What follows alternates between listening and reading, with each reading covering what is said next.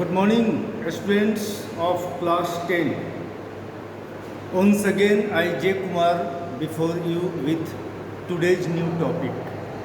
And the topic already I have written on the board. Topic is characteristics properties of carbon compounds. Students, in my last video, I discussed before you about the hydrocarbons and their types. In the types of hydrocarbon, in last class we learned three types of hydrocarbons on the basis of bonds between carbon and carbon atoms. Alkane, alkene and alkyne. These are the three types of hydrocarbons on the basis of bonds. Students, in alkanes there is single covalent bond between carbon and carbon atom, and in alkene there is double bond between carbon and carbon atom, and in alkyne there is triple bonds between carbon and carbon atom. Now the topic is characteristics of carbon compound. Students, carbon compounds are very important compounds. Yesterday in my last class also I told you carbon compounds are important compounds in our daily life. Students, let me say some of the characteristics properties of all such compounds. First property, students, combustion property, oxidation property, substitution reaction and addition reaction. These four characteristics especially we will study in class 10. Okay, so now let me start the first characteristics property, and that is combustion property. Students, combustion property. All the hydrocarbons are combustible. They burn easily in air, producing carbon dioxide, water, along with heat and light. That is why hydrocarbons especially are used as fuels. For example, students, LPG, natural gas, petrol, diesel, kerosene, wax, these all are hydrocarbons, and you are familiar with them, that they burn smoothly in air, producing heat, light along with CO2 and water. So students, you keep in mind, hydrocarbons are combustible substances. They burn easily in air, producing CO2, H2O along with heat and light. That's why they are used as fuels in our life, in our day-to-day life. So students, hydrocarbons, or you can say carbon compounds, carbon compounds are highly combustible,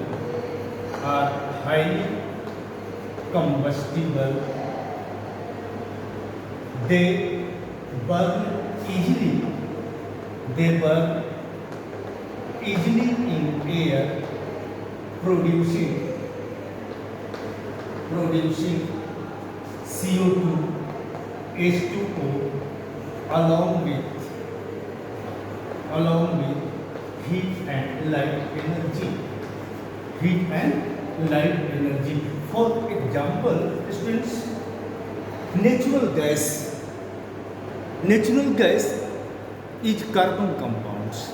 Natural gas is a hydrocarbon, and this is the simplest alkane, which is methane.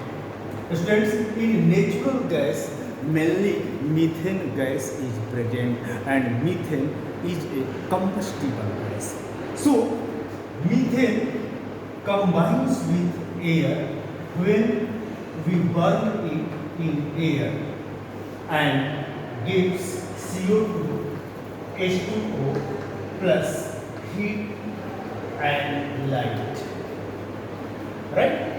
Heat and light. So students, in the similar way, all the hydrocarbons burn in air, giving carbon dioxide, water, heat and light. So you have to keep in your mind. Now students, question arises. We have two types of hydrocarbons. Some hydrocarbons have single covalent bond between carbon and carbon atom. Some carbon compounds have double or triple bonds between carbon and carbon atom. So now question arises, are they equally burned in air? Are they burned in air in the same way? Answer is no. Students, usually saturated hydrocarbons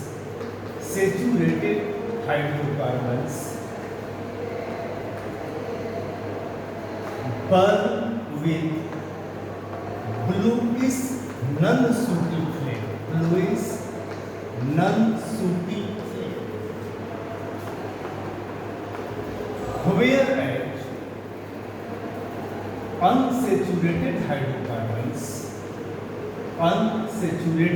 hydrocarbons burn with yellowish non-sooty flame. Yellowish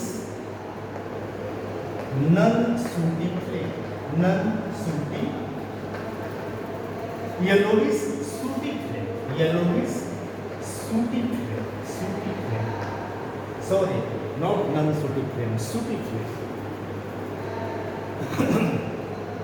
Bluish non-sooty flame. With bluish non-sooty flame, saturated hydrocarbons burn, and with yellowish sooty flame, unsaturated hydrocarbons usually burn. Now question arises, what are the reason behind it? Why they burn with sooty and non-sooty flame? Students, this depends upon their combustion. Saturated hydrocarbons generally burn with non-sooty flame because of their complete combustion, whereas unsaturated hydrocarbons burn with yellowish sooty flame because of their incomplete combustion. Now we have to think over it, why saturated hydrocarbons burn with complete combustion and why unsaturated hydrocarbons burn with incomplete combustion. So students, this depends upon the percentage of carbon. This depends upon content of carbon in them. Generally, saturated hydrocarbons burn with complete combustion because they have comparatively less percentage of carbon and high percentage of hydrogen. Less percentage of carbon and high percentage of hydrogen. Due to less content of carbon, they burn completely in air. Their complete combustion takes place, and that's why they produce non-sooty bluish flame. But unsaturated hydrocarbon have comparatively high content of carbons in comparison to hydrogen, and that's why their complete combustion usually do not take place, and that's why they produce non-sooty yellowish flame. But students, you must keep in your mind, even saturated hydrocarbons can produce sooty flame, and unsaturated hydrocarbons can produce non-sooty flame. How you can think over it? Students, if combustion of fuel do not or does not take place completely, in that case even saturated hydrocarbons can produce yellowish flame. And unsaturated hydrocarbons, if you burn them in presence of pure oxygen, not in air. As you know, in air only 21% oxygen is available. So this is less percentage of oxygen in air. So this is not enough to complete combustion for unsaturated hydrocarbons. As unsaturated hydrocarbons have high percentage of carbon, and in air there is less percentage of oxygen, so their complete combustion do not take place. So if you want to take non-sooty flame even with unsaturated hydrocarbons, they must burn in presence of pure oxygen. You might have heard about the oxyacetylene flame. Oxyacetylene flame, it means acetylene is an unsaturated hydrocarbon, which is also known as ethane.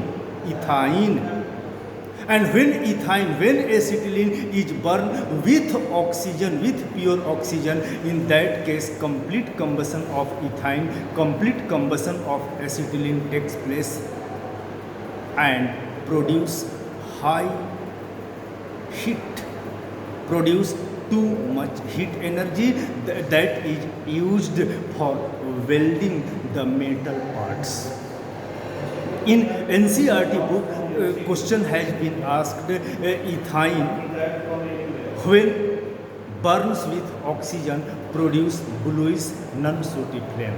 Can ethane be burnt in air for welding of metals? Answer is no, because with air if you burn acetylene, in that case complete combustion of acetylene does not take place, and hence required heat we do not get from acetylene, and that heat cannot weld the metal. So students, unsaturated and saturated hydrocarbons usually burn with non-sooty and sooty flame, but even they can produce soot and they can not produce soot, and this depends upon their burning process. If in place of air oxygen, pure oxygen is taken, in that case complete combustion of unsaturated hydrocarbon takes place and required heat for welding the metal is produced. Okay, and students, for today this much, and take care of this. Also go through this video, and next characteristics property I will discuss in my next video. Thank you very